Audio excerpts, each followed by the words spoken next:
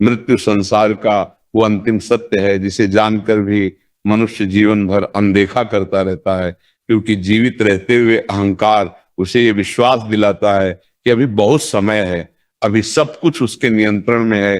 जबकि गरुड़ पुराण स्पष्ट कहता है कि मृत्यु कोई अचानक घटने वाली दुर्घटना नहीं, बल्कि आत्मा की एक निश्चित और पूर्व निर्धारित यात्रा का द्वार है। एक ऐसी यात्रा जिसकी तैयारी हर जीव अनजाने में अपने पूरे जीवन करता रहता है, क्योंकि जैसे ही अंतिम क्षण आता है आत्मा शरीर को वैसे ही छोड़ देती है। जैसे कोई यात्री पुराने वस्त्र त्याग कर नए वस्त्र धारण करता है, लेकिन उस क्षण आत्मा को ये बोध नहीं होता कि ये वस्त्र अब कभी लौट कर नहीं आएगा। वो अपने ही शरीर को निष्क्रिय पड़ा देखती, अपने ही घर में हलचल देखती है, अपने प्रियजनों की चीखें और आंसू सुनती है, पर ये समझ नहीं पाती कि अब वो इन सब से परे हो चुकी है। गरुड़ पुराण कहता है कि मृत्यु के बाद आत्मा कुछ समय तक गहरे भ्रम में रहती है। उसे लगता है कि वो अभी भी वही है, वही व्यक्ति, वही पहचान, बस लोग उसे अनदेखा क्यों कर रहे हैं। और इसी भ्रम की अवस्था में यमदूत प्रकट होते हैं, परंतु वे लोक कथाओं की तरह भयानक प्राणी नहीं होते। उनका स्वरूप आत्मा के अपने कर्मों का प्रतिबिंब होता है। जिसने जीवन में करुणा, सत्य और सेवा को अपनाया हो उसे यमदूत मार्गदर्शक संतों की तरह प्रतीत होते हैं, लेकिन जिसने छल, हिंसा और स्वार्थ का जीवन जिया हो उसे वही यमदूत भय, पीड़ा और प्रश्न बनकर दिखाई देते हैं।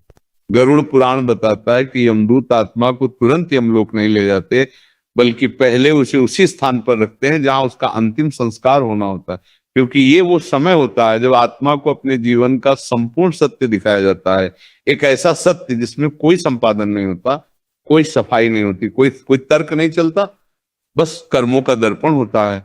जहां वो हर वो क्षण देखती है जिसे उसने भुला दिया था, हर वो शब्द जिसे उसने हल्के में कहा था, हर वो पीड़ा जिसे उसने किसी और के हिस्से डाल दिया था, और हर वो प्रेम जिसे उसने पाने के बाद भी महत्व नहीं दिया था। ये कोई दंड नहीं बल्कि आत्मा का अपने ही सत्य से साक्षात्कार होता है। गरुड़ पुराण ये भी कहता है कि अंतिम संस्कार के समय आत्मा अपने घर वालों के सबसे निकट होती है। वो उनके मन की बात सुन सकती है, उनके पछतावे को महसूस कर सकती है, उनके अधूरे शब्दों को समझ सकती है, लेकिन कुछ कर नहीं सकती, और यही उसकी सबसे बड़ी पीड़ा बन जाती है। इसीलिए शास्त्र कहते हैं कि उस समय रोने से अधिक मौन, शांति और प्रार्थना आत्मा के लिए सहारा बनती है, क्योंकि वही उसे ये संकेत देती है कि अब उसका अगला पथ आरंभ हो रहा है।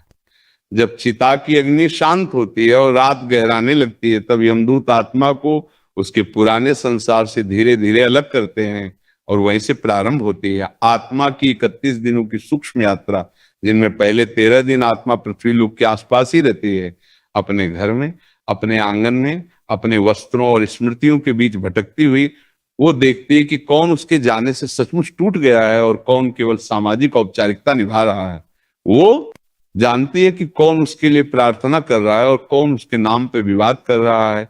और इन्हीं 13 दिनों में किए गए श्राद्ध, तर्पण और पिंडदान आत्मा के लिए केवल कर्मकांड नहीं बल्कि संकेत होते हैं कि अब उसे आगे बढ़ना चाहिए, क्योंकि यदि मोह अधिक प्रबल रह गया तो आत्मा इसी लोक में अटक सकती है। इसके बाद आत्मा को जिस पथ पर जाना होता है उसका निर्धारण उसके कर्म करते हैं, लेकिन उन सभी मार्गों से पहले एक ऐसा पड़ाव आता है जिसे कोई भी आत्मा टाले बिना पार नहीं कर सकती, और वो है वैतरणी नदी। गरुड़ पुराण के अनुसार ये कोई साधारण नदी नहीं बल्कि आत्मा के कर्मों की जीवित परीक्षा है।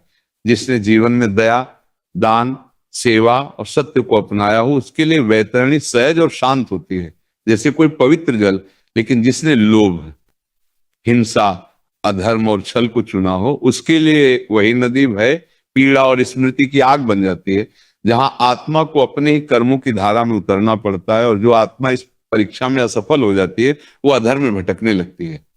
वैतरणी पार करने के बाद आत्मा यमराज की सभा में पहुंचती है, जहां यमराज क्रोधी दंडाधिकारी नहीं बल्कि धर्म के स्वरूप होते हैं, और उनके सामने चित्रगुप्त आत्मा के हर कर्म, हर विचार और हर छुपी हुई भावना का लेखा प्रस्तुत करते हैं। यहाँ बाहरी धार्मिकता, दिखावटी पूजा या सामाजिक प्रतिष्ठा का कोई मूल्य नहीं होता, केवल कर्मों की गहराई देखी जाती है, और उसी के अनुसार आत्मा को स्वर्ग, पितृलोक या नरक की दिशा मिलती है। पर गरुड़ पुराण स्पष्ट करता है कि नरक कोई अस्थायी सजा नहीं बल्कि आत्मा के शुद्धिकरण की प्रक्रिया है, जहां वो अपने कर्मों का फल भोग कर आगे की यात्रा के लिए तैयार होती है। इसके बाद पुनर्जन्म का रहस्य आरंभ होता है, जहां आत्मा 84 लाख योनियों में से अपने कर्मों के अनुरूप अगला शरीर प्राप्त करती है, और केवल मानव योनि ही ऐसी है जहां आत्मा को मोक्ष का अवसर मिलता है। गर्भ में प्रवेश करते समय आत्मा पूर्ण चेतना में होती है। वो जानती है कि उसे ये जीवन क्यों मिला है। वो जन्म से ठीक पहले प्रभु से वादा करती है कि इस बार वो सत्य को नहीं भूलेगी, लेकिन जन्म लेते ही माया का आवरण उसे फिर से संसार के जाल में बैन देता है और जीवन दोबारा उसी चक्र में घूमने लगता है।